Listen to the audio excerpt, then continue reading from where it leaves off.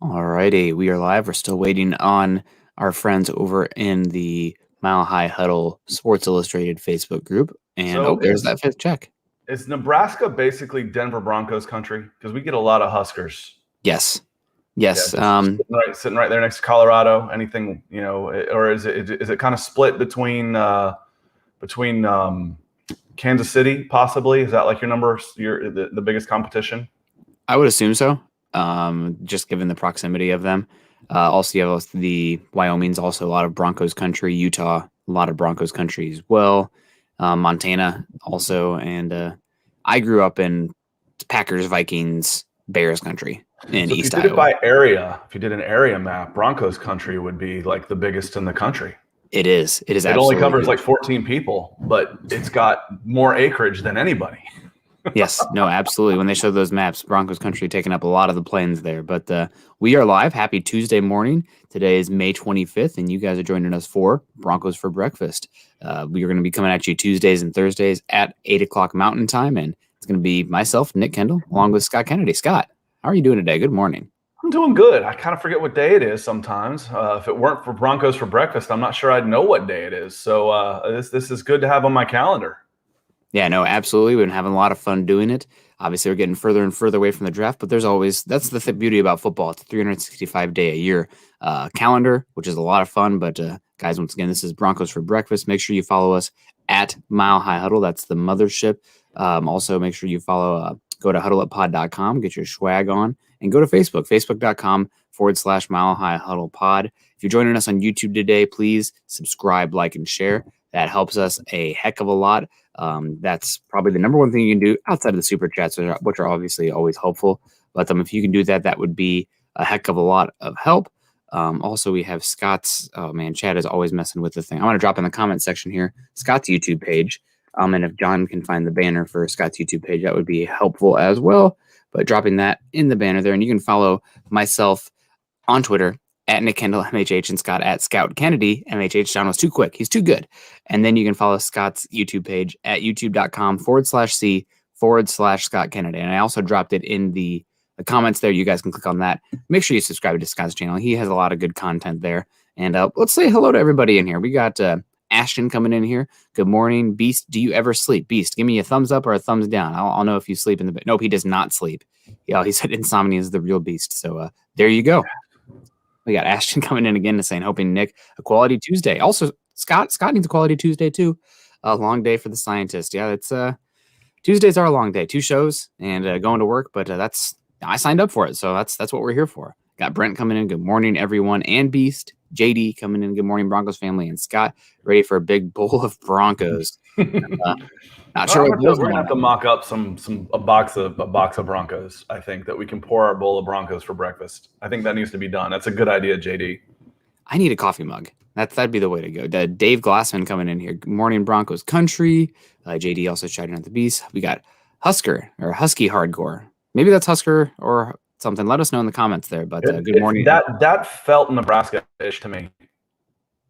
Yeah. Me too. That felt Husker, not Husky to me, but yeah. Maybe he can clarify. I'm in Husky country, I guess. So that's where my brain goes. Shout out from Mike Carter. EJ's in the house. JD saying, Nick, you need to check out some of the national parks Utah has to offer. I need to.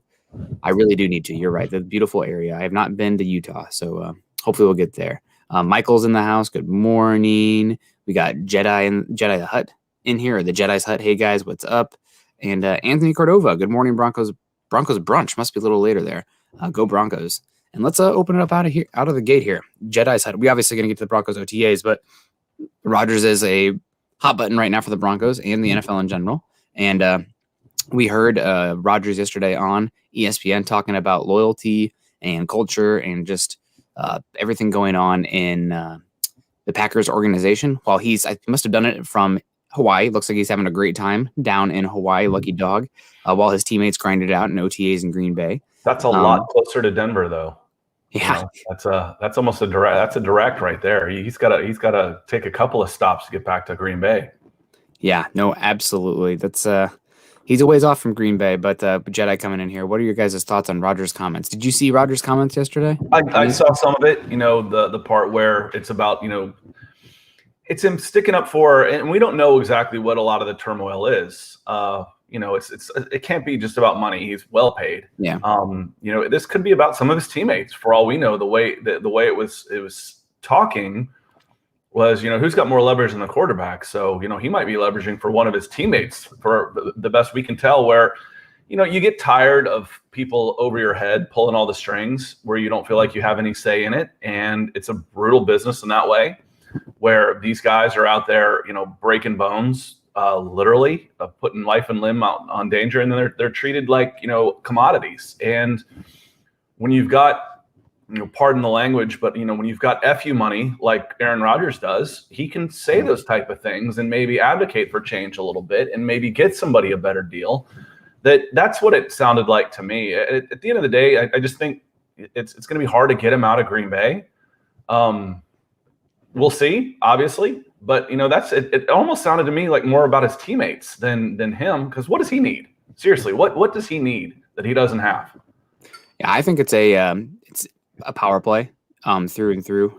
Maybe he wants to get out of there, but I think in Green Bay especially, he does not feel in the loop as far as the personnel decisions and the direction of the team. And he sees somebody like, Tom Brady, the Buccaneers go out there and, they go out there, they bring in Rob Gronkowski, they bring in Antonio Brown to an already stacked offensive team. I mean, just that's the reality of it. They trade up for a future Hall of Fame tackle and Tristan Wirfs. So go Hawks. So it's all that stuff. And Aaron Rodgers, see the Packers year after year. I mean, the biggest splashes they've made in free agency in the market is they signed Zadarius Smith that one off season and Preston Smith. But other than that, I mean, they're pretty lukewarm when it comes to making moves. And I think Rodgers understands that this is probably the back, not even the back nine of his career, the back three of his career. And he only has been to 2 Super Bowls. He's only won one. I believe he's been to 2. I think he lost one also. Can't remember off the top of my head, but he has only won 1 Super Bowl, and he sees around the league all these other teams doing things to go in on their quarterback, and the Packers just kind of are a little bit. They just come off a little bit complacent to me. They're very safe. My question on this, you never get the feeling that people want out of Green Bay because they're not being taken care of. They're right at the salary cap. They're right there. Yeah. They're $3 million under, so they can make some maneuvers and stuff. And a big part of that is Aaron Rodgers. Yeah. When you've got a $40 million cap hit, you've got to take a discount at some point if you want to be surrounded by other players. So it's like, listen, if you want to bring in this guy, we got to restructure your contract and knock $5 million off your deal, or however we're going to do that. And I don't know how much of that's been going on, but it's not like they're not spending money. And I don't know. Green Bay it's a tough place. I mean, it's a small market. There's only how many guys come out of there with a big Q rating. The quarterbacks, Brett Favre and Aaron Rodgers. That's about it. How many other guys are like, an NFL quarterback? It doesn't matter where you play. You're going to be a high profile guy. Reggie White. White. Yeah. I mean, yeah. Hall of Famer. There's more. Trust. I mean, don't get me wrong. Yeah. But it's not necessarily a big draw compared to, many other metropolitan areas. So. Yeah. What are the and I'd be interested. What's Green Bay doing wrong? What are they doing that's so bad that would cause this type of rift? Because it's not like this is a baseball team who's just spending $50 million while the Yankees are spending $300 million. I mean, there's a cap, and they're at it. Yeah. Well, there's a anecdote or a story where Rodgers went out of his way to praise somebody, and then 2 days later, the Green Bay Packers released that player. So just kind of stuff like that, where he just does not feel in the loop. He does not feel respected. And I mean, I guess the catalyst for that, or maybe even the final, bell toll, was Jordan Love, right? The Packers, you have a first round pick there. That's a big investment. They good wide receiver draft that year. And Rodgers feels, okay, they're going to go out and get me a wide receiver, somebody to help me. Jordan Love does not help me. And I think from an organizational standpoint, obviously Rodgers was coming off a couple down seasons, injured and whatnot. He talked about that yesterday too, where me playing as good as I did last year, Rodgers saying that, kind of threw off their plan. So he feels disrespected and not part of the loop. And obviously, if he had his way or was part of the decision making for that first round pick, it wouldn't be Jordan Love. So it's just kind of those things. And I think it's kind of seeing some trickle over across sports here. Yeah, we saw this 10 years ago. Don't get me wrong on this, Nick. I'm absolutely pro player. You'll hear it in my voice and my tone all the time about the ridiculous contracts that these guys have, about the unholy coalition between the NCAA and the NFL, all of it. This is a monopoly, and it's un-American what we do to our athletes, and especially in football. They're well paid, they're well compensated, but there's no choice.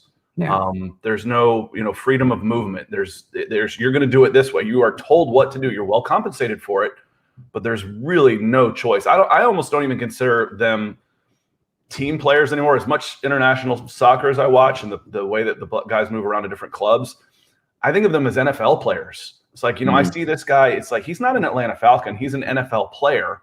And he's being assigned by NFL to go and play for this team. It's you're working for one giant corporation, and you just go to different branches. And it's a cynical way to look at things, but it's not just because I'm cynical about it doesn't mean I'm wrong. There's a reason why I'm cynical about it. Yeah. So don't get me wrong, I'm pro player, but what I'm interested in what would tilt the dynamic of this, because they all know what they're getting into, and he's as well compensated as anybody in the game, in sports. So what's the problem? Well, hopefully the problem leads to Aaron Rodgers wearing an orange jersey when it's all said and done. But, we'll see. And we got Albert Knoppers coming in here across the pond in the Netherlands saying A-Rod is a great QB, but also a diva. We don't need that type of poison on our team. And Albert, I hear what you're saying here, but we'll let you in on a little secret here. You know who else was a diva quarterback? All of them. John Elway. You know who else was a diva quarterback? Peyton Manning. Peyton Manning, he knows how to turn it on and off. But make no mistake, Peyton Manning was not beloved by everybody in that Broncos locker room, and not always the easiest guy to work with. I mean, look at Michael. Did you watch the Michael Jordan documentary, the Bulls documentary this offseason, Last Dance? I didn't, just because I lived it, and just I didn't want to look behind the curtain. Yeah. I like the nostalgia and the mystery behind it and everything they did, that I didn't watch it. I didn't need to see behind the curtain. I was, when Michael Jordan was drafted, was he 83? I was 10 years old when he was drafted. So, I grew up Michael Jordan.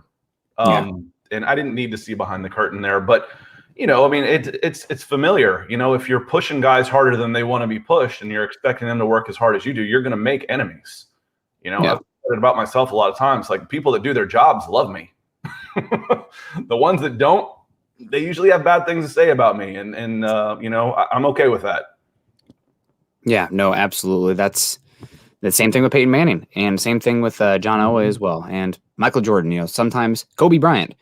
Some people just to be fair, tenacity. Kobe Bryant was much more selfish than a lot of these other guys. So Kobe was a lot about Kobe. He got guys that come in for the first time and he challenges them to a one-on-one just so he can measure, see who's what I'm saying there. But it's Kobe would have been a fantastic tennis player. I'm not as big a fan of his basketball game, just because he was so selfish.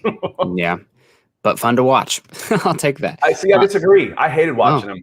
Man. I literally did not like watching Kobe Bryant play basketball, because we're talking about a 40% shooter in the playoffs. May he rest in peace, but I called him a glorified ball hog for his career.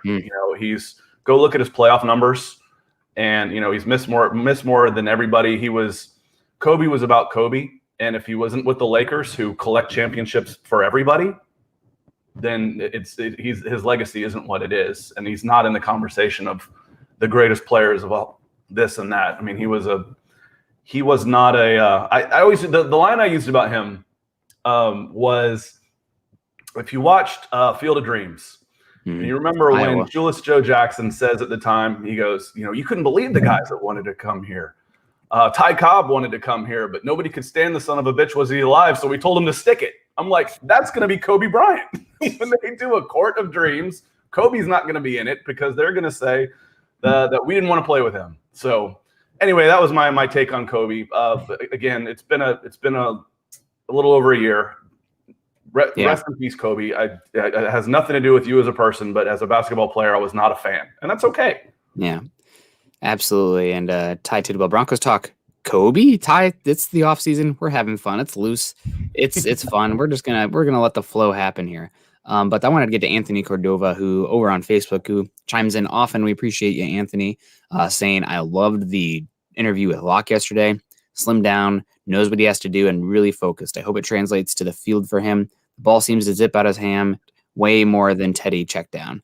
And best case scenario for the Broncos and this organization in general, it clicks for Drew Lock because he has the arm talent. He says all the right things.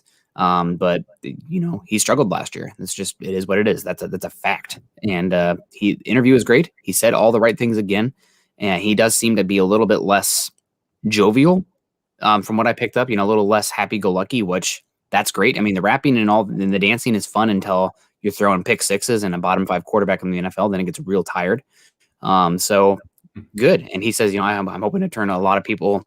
To shut them up, and I've heard what they've said, and hopefully they will say other things later. That'd be great. That'd be awesome. Because right now we're just evaluating the product on the field, and the product on the field has been subpar. Well, and you like the reaction, flat out. You like the reaction. A lot of these guys could take their millions. Drew Lock's going to make more money on one contract than I'll make in my entire life. He's set. A lot of them will take that, and they fold. So to me, it shows. I like to see the fight in it, and so will his teammates. Yeah. Now, he still has to produce, but the mentality so far is good, and that's a good sign. I think that's a good sign. And I don't necessarily not to pick on. I'm not sure who said Teddy checked down on us. Not to pick on you on this, but I see it so much. You don't have to put down one guy to favor the other. You want the Broncos to succeed, and I see so much of this. It's so much about player versus player, as opposed to best man for the job. I don't care. I root for both of them. May the best man win. Mm-hmm. Yeah, absolutely, and it will be interesting. And there was a few interviews yesterday we'll get into. Obviously, Drew Lock talking about turning out the noise. People texting him about, did you hear the Broncos are interested in this player or that player? And he said they're not in his inner circle, so that's good. He's been working. Obviously, and for those that were at OTAs, you can see the ball pops out of his hand much better than Teddy Bridgewater. But Teddy Bridgewater is going in through his reads, left to right, making full field reads, throwing the ball down the field more. And I think I said it last Thursday, talking about Drew Lock at one of the highest yards per attempt in the NFL last year.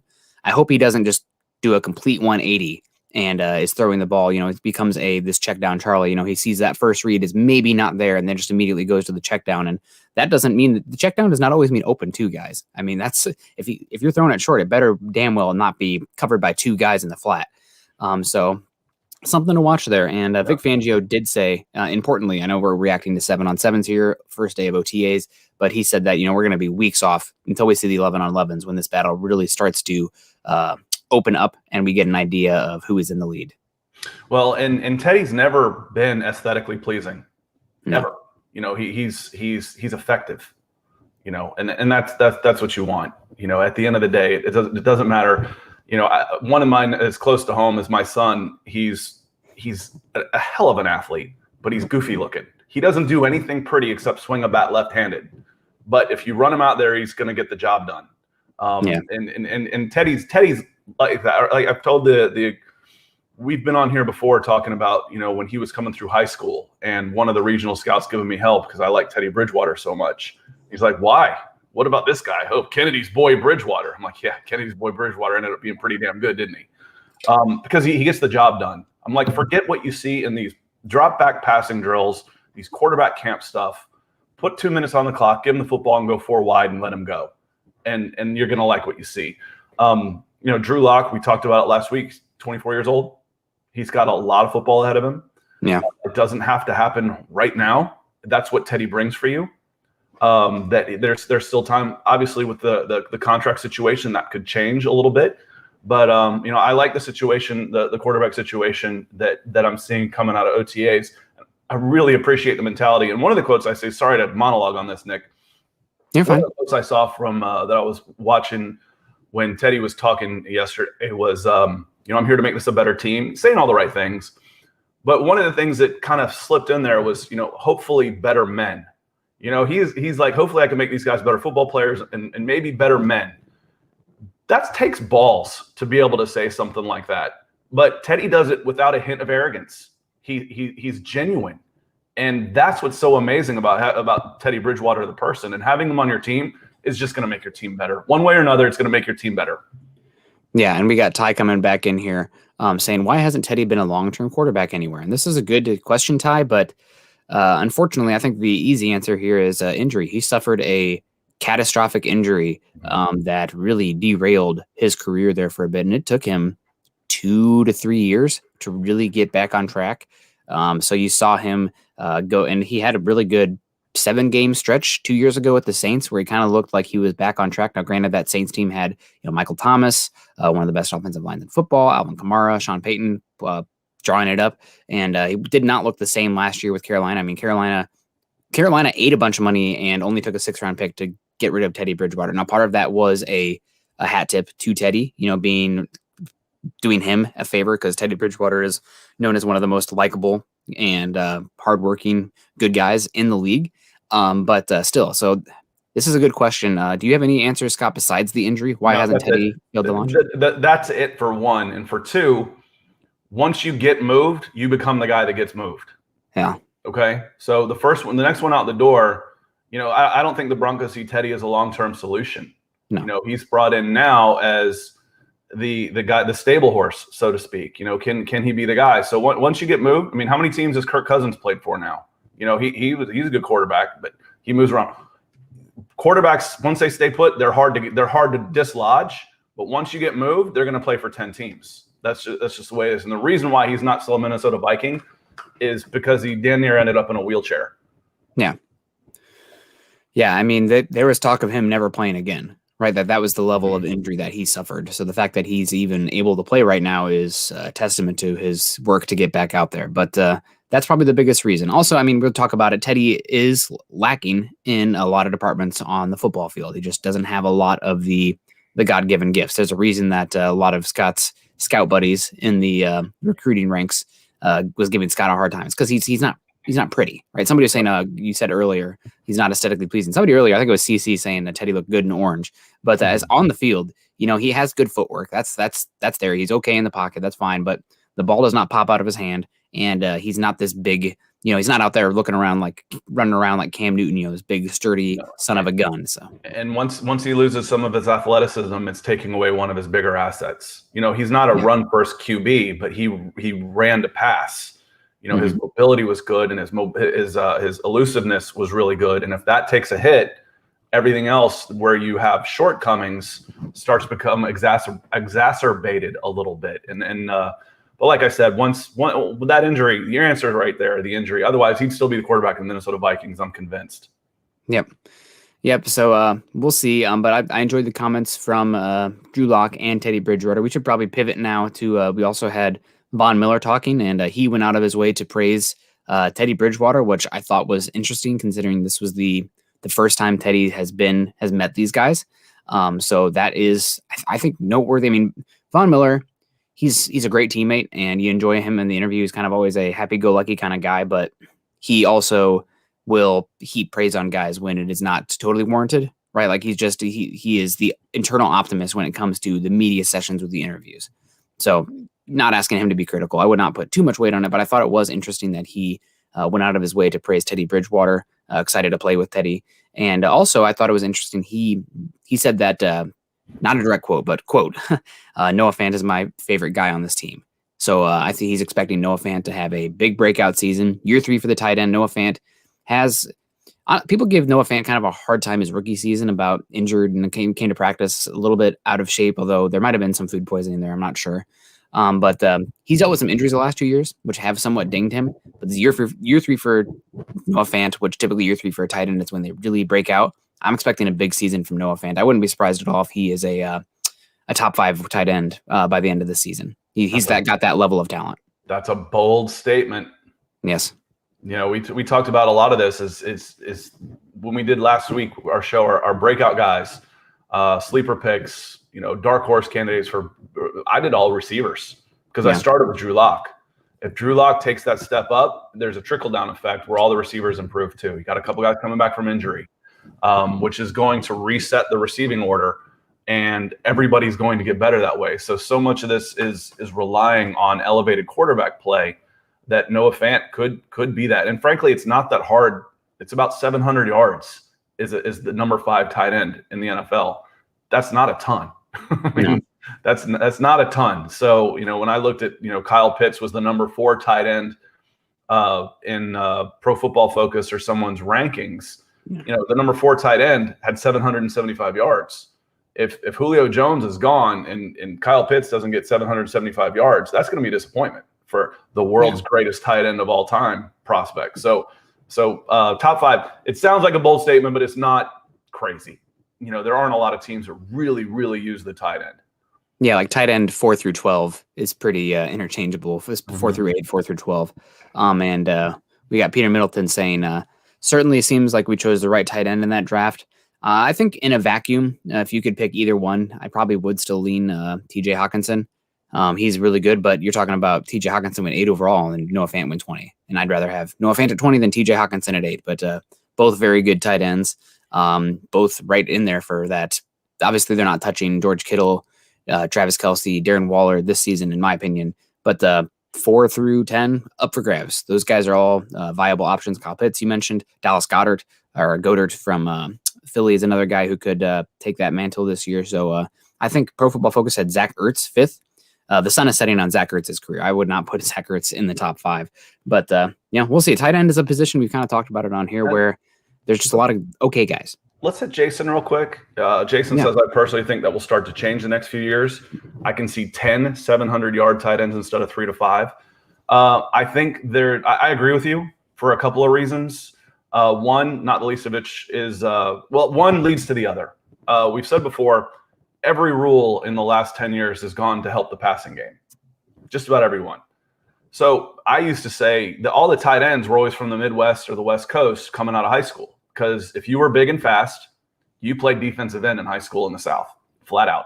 If you were if you were a jumbo athlete, you put your hand in the ground and you went and got the quarterback. That's not happening all the time anymore. Because why would you want to go play defense when they don't let you play defense anymore? All the rules are geared towards receivers. So you're seeing some of these jumbo athletes make the transition and staying on offense coming out of the South, where if you go Texas over to Florida, half of all college signees come out of the deep South if you include Texas. That's a philosophical change in the last 5 years that is going to pay dividends. So as the rules have changed, the athletes are moving over. You're going to see much more Kyle Pitts type of athletes playing the tight end position. So I agree with you because of several reasons. It's a good comment. Are there, I want to dig into that just a little bit more, just for my own interest here. Sorry, guys, we're right along with us. But are there any positions that you see some give and take going on these next few seasons outside of quarterback where the guys that are typically being funneled to some position are now going elsewhere? Because, I feel like there's never enough cornerbacks. I was going to say, it's corners, the defensive backs. It was hard to find corners anyway because everybody wants to be a receiver. They're the ones catching the touchdowns. That's the fun position. Cornerback's the hard one. Finding corners and defensive tackles are the 2 hardest positions to find. So corners is going to be, more and more. They're going to be more difficult to find than ever because everybody's playing wide receiver. So that's the big one for me. Man, if I was a coach or recruiting, I'd be moving guys to cornerback like crazy because that's a lot of money there. A lot of money to be had if you can be a good cornerback. 6 foot, and I say the same thing about basketball players. 6'5" basketball players, they're a dime a dozen. 6'5" receivers, they're pretty special.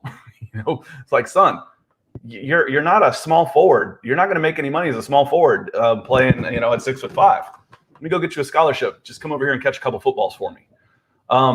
So yeah, and a 6 foot wide receiver, how many of those are there? There's a zillion. How many of them make it?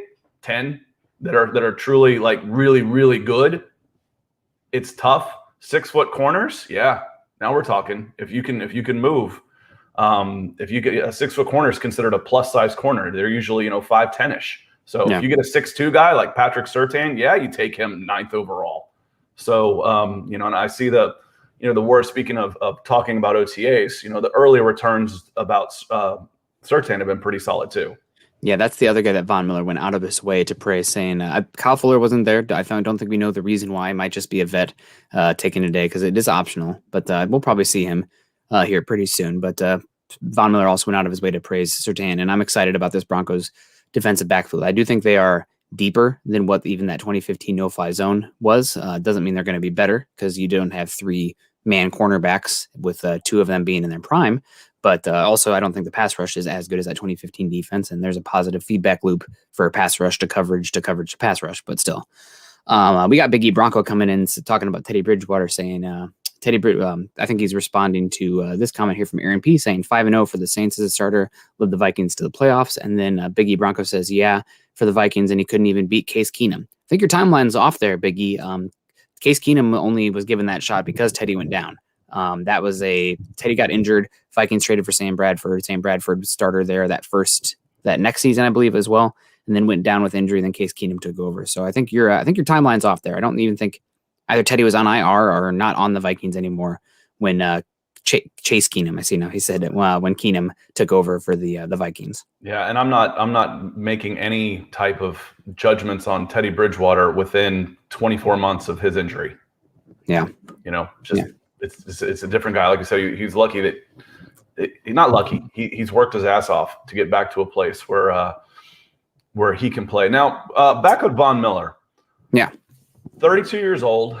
Going to be 33. Yeah. Speed rusher type. He's got good size, but we're talking about a guy who beats a lot of people. And I liked his, speaking of quotes, what's going on. He says, I'm back out there beating everybody's ass.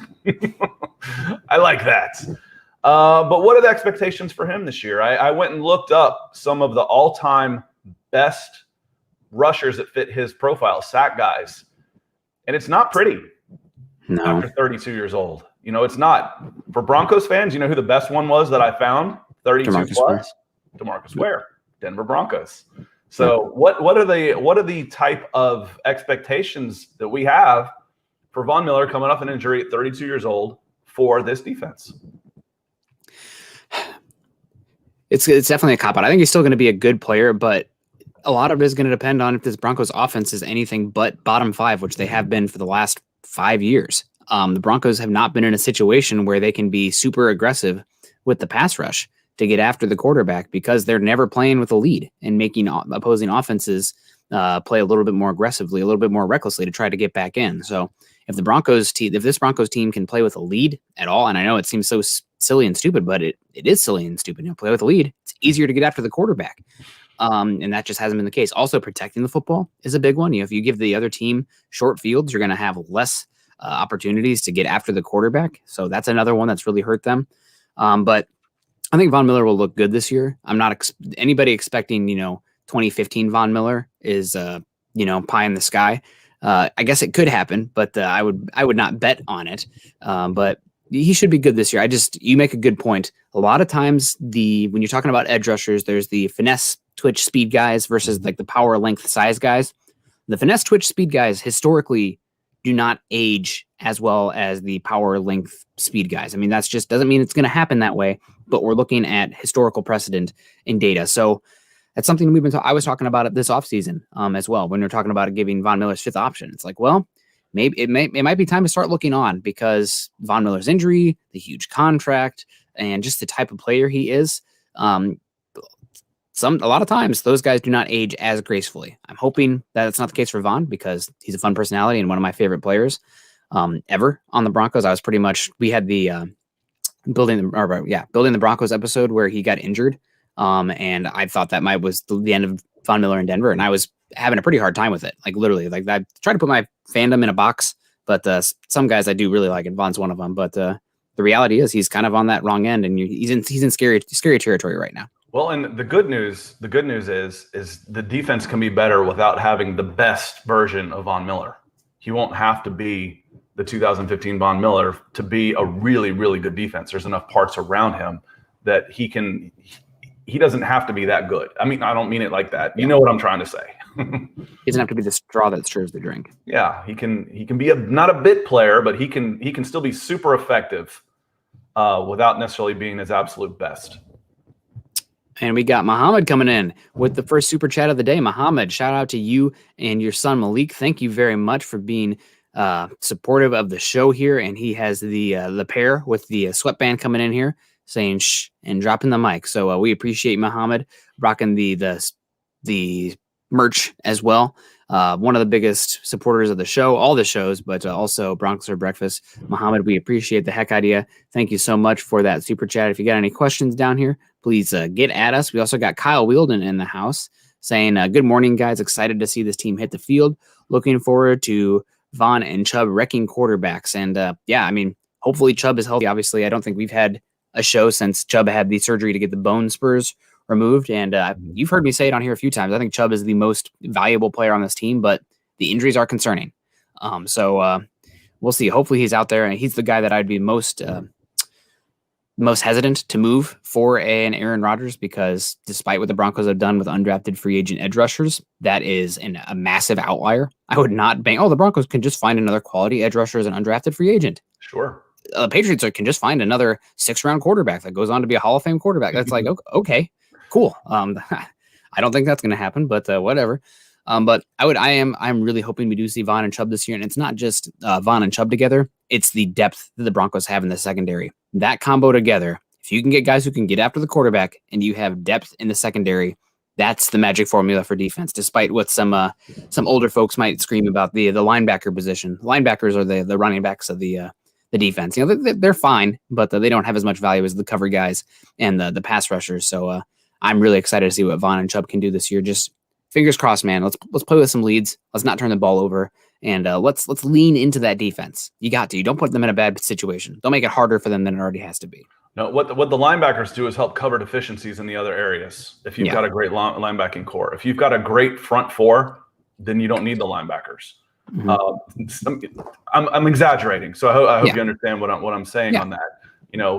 I'll say it a zillion times. Y'all end up putting it under my names. The best defense in the world is a quarterback on his ass. Yep. And that happens with your edge rushers. And if you can get a defensive tackle that can get pressure up the middle, there's a reason why those guys get paid so much money, and they're so hard to find. So yeah, I agree with you. But if you don't have those edge rushers, are hard to find. Yeah. So if you don't have them, and you can the linebacker's going to be in almost an insurance policy. They can cover some of your deficiencies that you have in your front four. Yep, absolutely. And we got Sykes coming in here. Sykes JB with a $10 super over on YouTube. Thank you very much, Sykes. We appreciate that. Keeping the lights on in here and keeping the show viable for Chad. So thank you so much, Sykes. We appreciate that. Late to the show. Would love your thoughts on the offensive coordinator, Pat Shurmur. Pat Shurmur. I think that he gets a somewhat of a bad rap because it is a cliche, but it's a cliche for a reason. Hall of Fame players make Hall of Fame coaches, and Pat Shurmur has not had a top 15 quarterback that he's been on the staff of since Donovan McNabb. That leads off the top of my head. I can't think of another good quarterback since Donovan McNabb that Shurmur's worked with. So also you can look at just a smaller sample size, what guys that he's worked with and what they've done post working with Pat Shurmur. You got Case Keenum, best year of his career with Pat Shurmur. Goes off away from Pat Shurmur and looks like a backup at best. Daniel Jones had his better years under Pat Shurmur. Didn't look as good last season. So that's another one. So I think Pat Shurmur does get a bad rap. I do wish that he would utilize the tight end a little bit more. I think his love of 11 personnel is a little rigid, right? Like I'm biased because I'm a Hawkeye fan, but 12 personnel is my favorite because it manipulates the defense. It forces them to put another linebacker on the field. And if you can do that, then you're making them play potentially single high, or you're creating space outside the hash marks for the pass game. And if they're not, let's say the defense says, oh, you're playing 12 personnel, we're still going to put out 5 defensive backs. Then you can run. Then you have a numbers advantage. So being able to throw out of 12 personnel is, I think, a strategic difference maker, and something that Shurmur does not do enough. Granted, there's way more good wide receivers than there are tight ends, so that might be part of it. Just in the league, we're talking about earlier, how hard it is to find good tight ends after the top 3. But if you can run out of 12 personnel, you got a chance to do some pretty fun things in manipulating defenses personnel-wise. Well, and I look at the places that he's been, and what I look at is geography, and I think bad weather, you better run the ball. When you're talking about Philadelphia, Cleveland, even Minnesota to a certain extent. Now you're coming west. Things get different when you cross the Mississippi when it comes to offense. So we'll see. Yeah. We'll see. Yeah, we got Karaoke Chris coming in here, also dropped a super a little bit ago saying maybe Shurmur has figured out what he has for personnel and will scheme accordingly this year. We can only hope. I do think it's funny that there's a lot of, sick little bug going around excuses for Drew Lock, but you don't hear that for Pat Shurmur. Even though it was his first year on the job, he didn't know what his personnel was going to be. He had a young personnel as well. And you did see him change his scheme as the year went on. He had less full field reads. He had less shotgun stuff for Drew Lock, who struggled getting on beyond the first read. And you saw the offense, granted, against worse defenses down the stretch. That's an important factor. But you saw the offensive scheme change some emphases down the stretch. So I think that's a good point. Jeremy's saying also here, Jeremy, Mr. Kirk Cousins lookalike. Shurmur works at the quarterback, runs his scheme, doesn't seem to adjust well to other people's strengths. Well, I thought Shurmur actually did adjust down the stretch last year. So I think that's the one that I'm leaning into as well. So let's get that super up here from Karaoke Chris, if you would want. There we go. Another mic. All right. Well, we're gonna be. Is he dropping the mic there, or is he blasted into it? Because he is Karaoke Chris. So thank you very much for the super Karaoke Chris. We appreciate it. And he says it, Buana. So appreciate that a lot.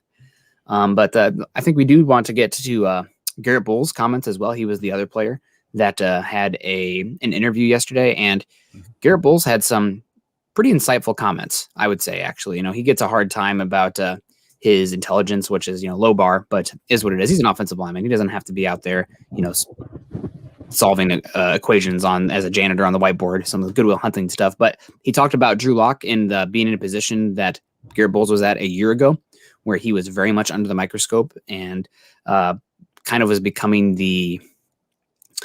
but there's a word for it. Everybody's ire and disappointment and expectations. Scapegoat. Yeah, the scapegoat. I mean, some of it was valid though. Some of it was earned. I feel like scapegoat has some unearned kind of meaning to it, but I would say some of it was earned both ways. But he's talking about Drew Lock is now in this position where he's going to have to go out there and prove it this year to prove everyone wrong, just like he did last year. So that's interesting. I think that there's a lot of people in Broncos country that like to equate the quarterback position to the offensive tackle position, where it's not really a 1-for-1. The learning curve is different. Also, Garrett Bolles playing community college, 1 year of offensive tackle tape, 13 reps or 13 games for Utah versus Drew Lock, 50 games in the SEC. Not a 1-for-1, not the same, but that is one that I thought was at least interesting, and some awareness there from Bolles, understanding that the situation does mimic itself. It's not the same, but it is similar. Well, and it's nice having someone that you can empathize with, and the best thing that any of these guys can do is just stay on social media. They don't need to build their brand. They're young. I don't know what possible good it could have for them to be on social media. It's only going to be bad. So getting off of there is a big step in the right direction, and knowing that, listen, I made it through this, you can too. Let's go get better is a good person to have, especially when you're going to spend as much time as they are together with a tackle and a quarterback.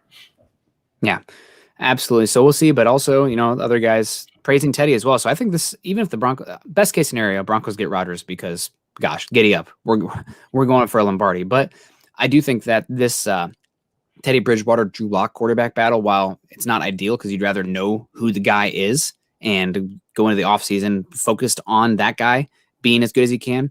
But this isn't Paxton Lynch versus Trevor Siemian versus Mark Sanchez of 2016. This is a much more viable quarterback battle. So that makes me excited about this team, and the storylines come from it. It's going to be much more enjoyable football to analyze and watch compared to that 2016. Even if they have made a decision, which they probably haven't, they're certainly not going to give it away anytime soon. They want this to be an open competition, and they've said that we might not make a decision till preseason games get started.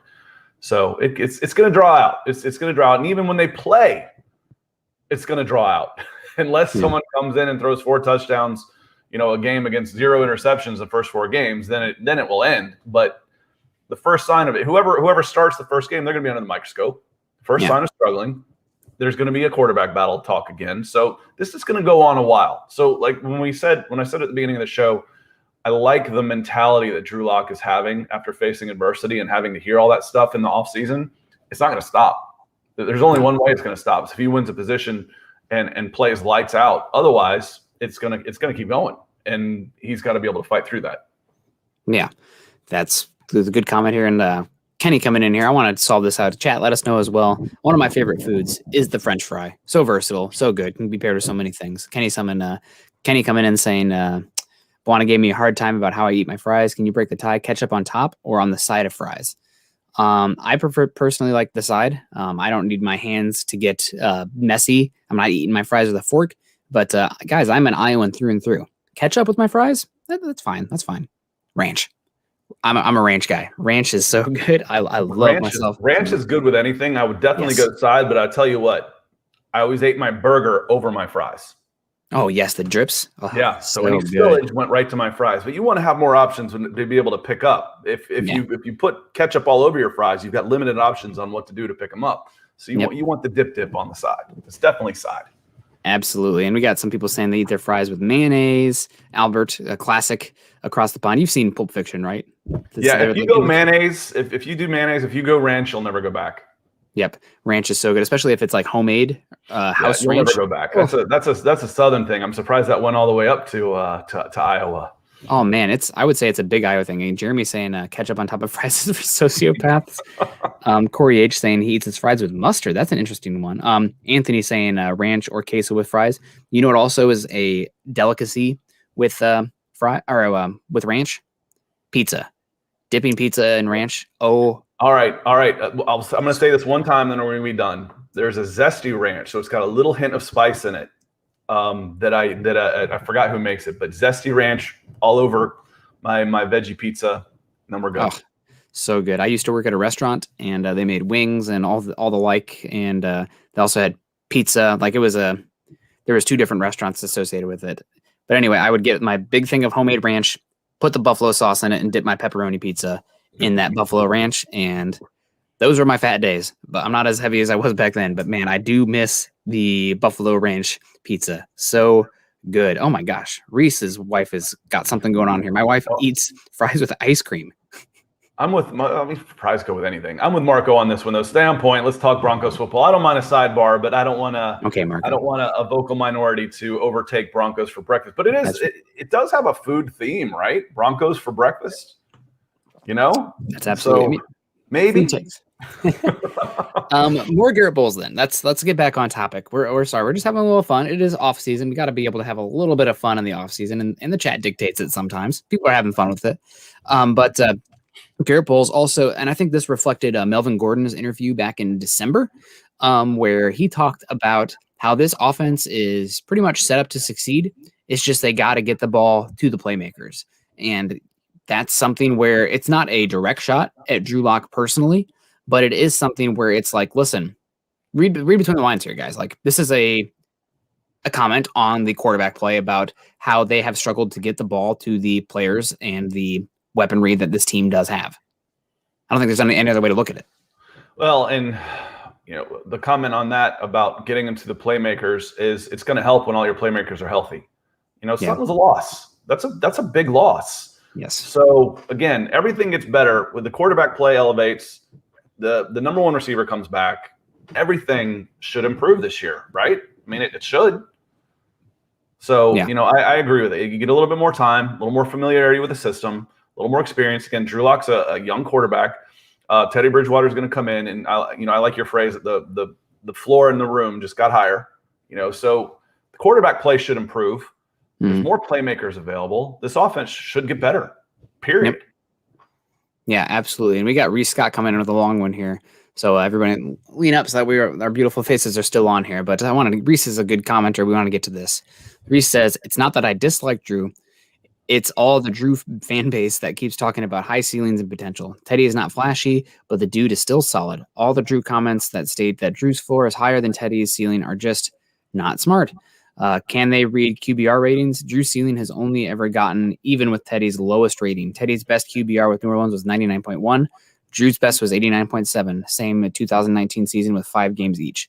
Teddy isn't flashy, but he can take the team to the, and I think he probably meant next level. It disappeared there. But I think that this is a team that's set up where the quarterback doesn't have to shoulder the entire load of running the team. You don't have to have the quarterback go out there and win the games. You have a good offense set up around, and the offensive line, I would say, is average. That's probably about. I don't think it's going to be better than average, but I don't think it's going to be worse. And you hopefully see the interior offensive line take a step up, but the weaponry is really good. And this has an argument for the best defense in the NFL, personnel-wise. So quarterback doesn't have to win Drew the game. Lock's 5 games in 2019 were his rookie season. Those were his first 5 games in the NFL. He went 4-1. The record was good. That's what you're, at the end of the day, that's what you're looking for. I don't think that's a fair comparison. In 2019, I'd almost throw out what they're doing their rookie seasons. If they succeed, great, but there's not huge expectations on a rookie quarterback.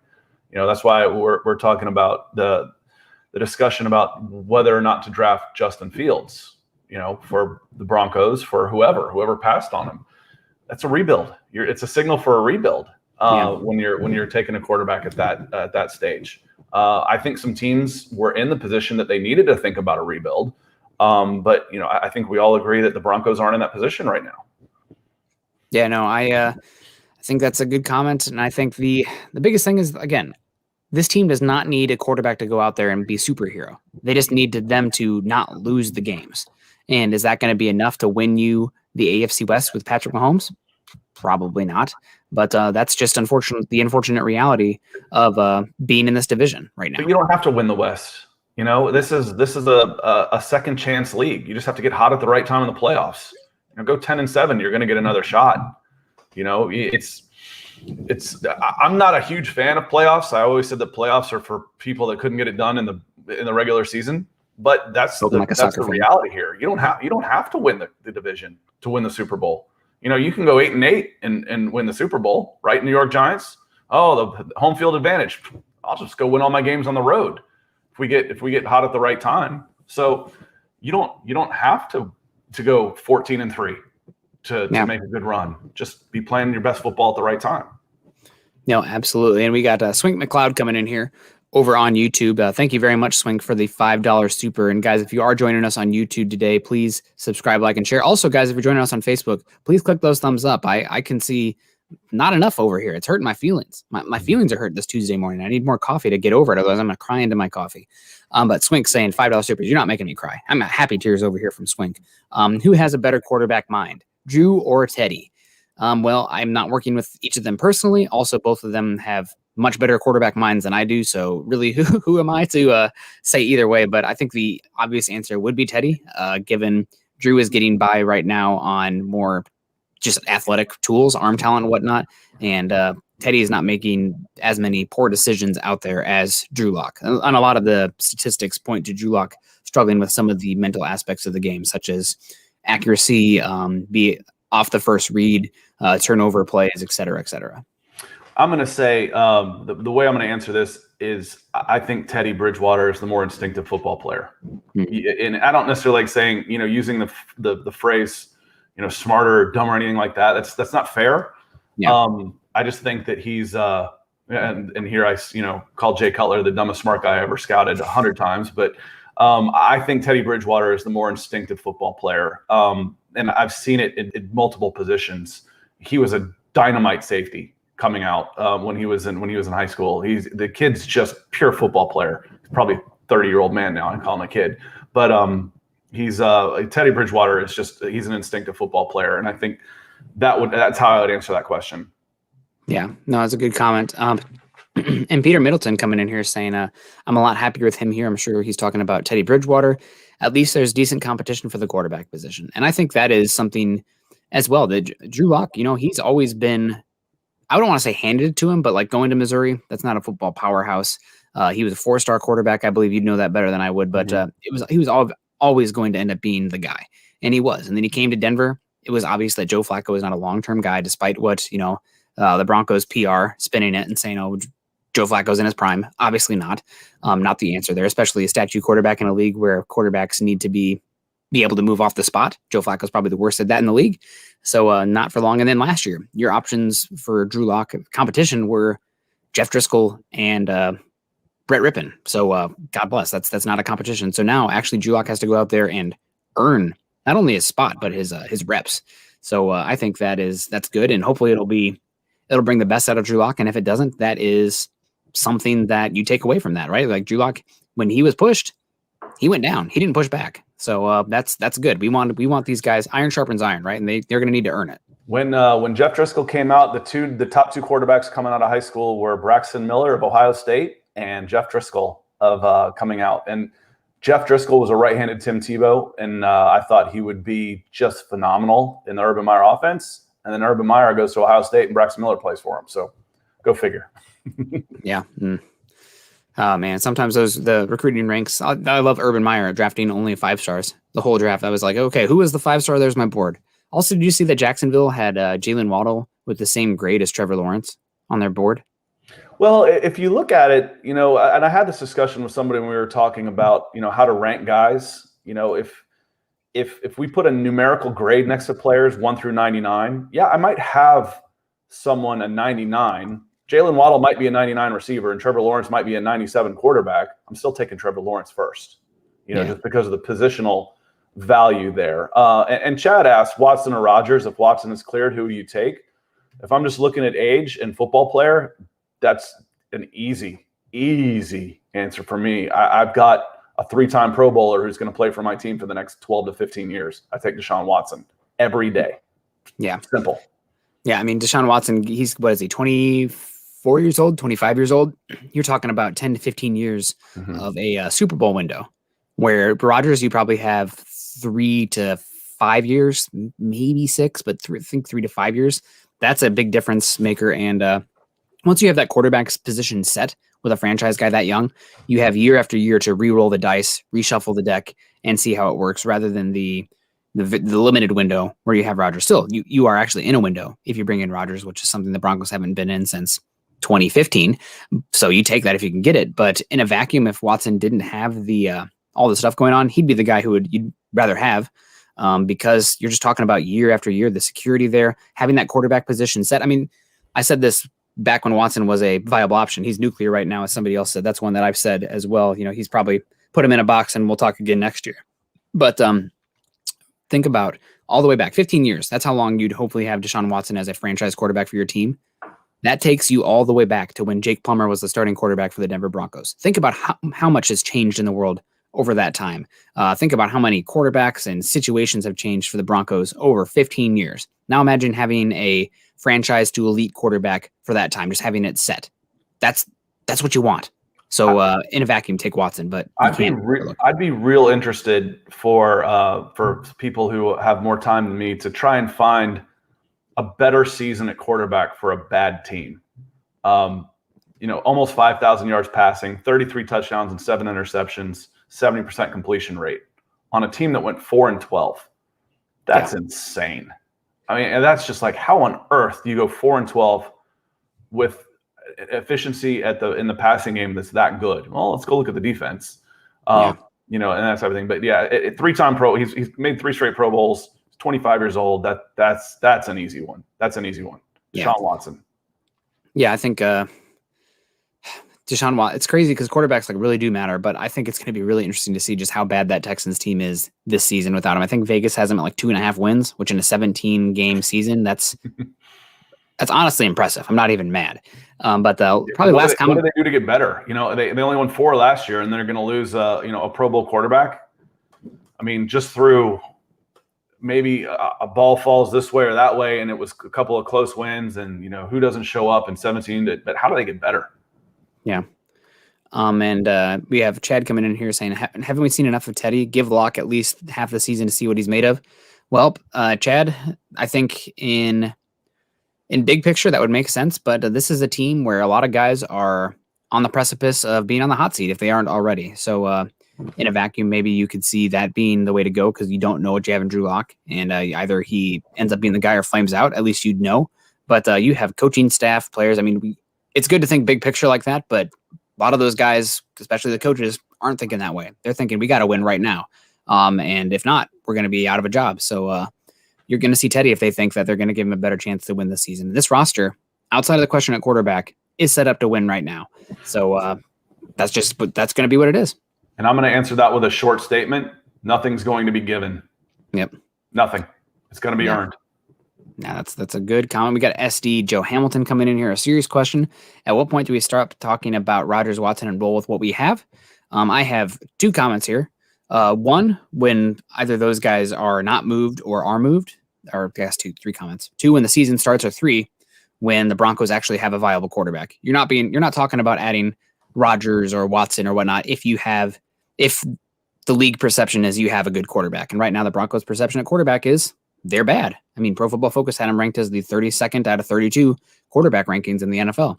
So until then, the Broncos are going to be linked with these quarterbacks. It just is what it is. I mean, look at just across the way. We don't really know exactly what Justin Herbert is just yet, but you're not hearing the Chargers being linked with all these guys because the league perception is Justin Herbert is an ascending superstar. That's not the perception of Drew Lock. Now, he could change that this year. Obviously, things change. But right now, the perception of the Broncos across the league is they don't have a quarterback. And until they do, they're going to be linked with these guys. And we can stop talking about Deshaun Watson as a viable option right now. Yeah. Right now. But if we do hypotheticals, we can have fun and talk about what would this guy do for this team and just do hypotheticals or fantasy or anything like that. But that's all it is. Hypotheticals. Rodgers, as Nick said, we'll stop talking about him once his situation is settled. Because until that point, he is a viable option for the Denver Broncos, and that makes him newsworthy and something that we can talk about more often. But as far as Deshaun Watson goes, as a viable option, we can stop talking about him right now. Yeah, and also we can stop talking about it once the chat stops asking about it, right? Like that's you guys dictate the chat, which makes this so fun. We love doing this with you guys for that reason. But that's going to have to do it today for this episode of Broncos for Breakfast. We appreciate all you guys joining us. We'll be back again on Thursday at 8:00 Mountain Time. You guys set your clock for then, set your alerts on YouTube. We'll be back. We'll talk some more Broncos OTAs, and maybe we'll have a Julio trade by then. I don't know. Maybe we'll call up Julio this time. I'll talk to my boy Shannon to give me Julio's number, and we'll have Julio talk to you. There's no way he knew he was on live TV. No way. I've seen this guy since he was 15 years old, and he has never said anything that has ever gotten any attention. Really? Ever. Yeah, you're right. He has always just been a quiet assassin. Ever. He's never said anything that's gotten any attention in his entire career, and he has been under the microscope since he was 15. There's no way he knew. Man. That's a bad look, Shannon. I love Shannon, but it's not good. Good TV, but not maybe the most. Skip loved it. Shannon might not because it's his ass on the line now. Yeah. He might have a little more trouble getting people to answer as well. Oh, man. Well, that's not what you want. But Broncos for Breakfast, guys, we got to get on out of here. Follow us at Huddle Up Pod. Also follow us at Mile High Huddle. Also, guys, do us a big favor and follow both of us on Twitter at Nick Kendell, MHH for myself, and at Scout Kennedy for Scott. Guys, if you are joining us on YouTube today, please help us subscribe, like, and share. Also, if you're joining us on Facebook, please click those thumbs up. Guys, you could also do us a heck of a lot of good if you follow Scott's. Oh, there it is. I found it. See, we need Buana, but sometimes I can do it too. YouTube.com/C/Scott Kennedy. I'm also going to drop Scott's comments or his YouTube subscription on the chat here. So if you guys just click that link, it'll take you to the page and you can subscribe to Scott's channel. Scott, do you have anything going on there? You still running through the best of? Doing some of that. I actually want to talk some Julio, and I might be doing a little Champions League. And my favorite player, Willian, was linked back with Chelsea today. So I might talk a little international football today, just because you want to see me get angry quick. Let's get started talking about Willian Borges da Silva. But before we go, wanted to say thank you to our supers and our stickers: Muhammad, Kyle, Sykes, Karaoke Chris, Swink McLeod.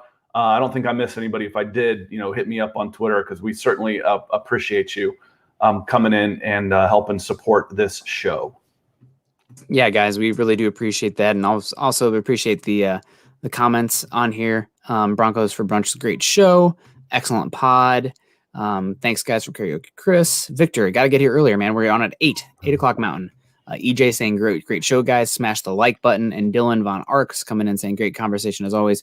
Make sure to hit the like button on the way out. A little goes a long way. And whether that be, not everybody can donate super chats. We understand that. Obviously, we do appreciate that. And the boss man above us notices that as well. But if you can't do that, a like goes a long way. And so does a like, subscribe, and share on YouTube. So, guys, we're going to get on out of here. We'll see you again on Thursday for another episode of Broncos for Breakfast. But until then, stay safe. Love y'all. Go Broncos.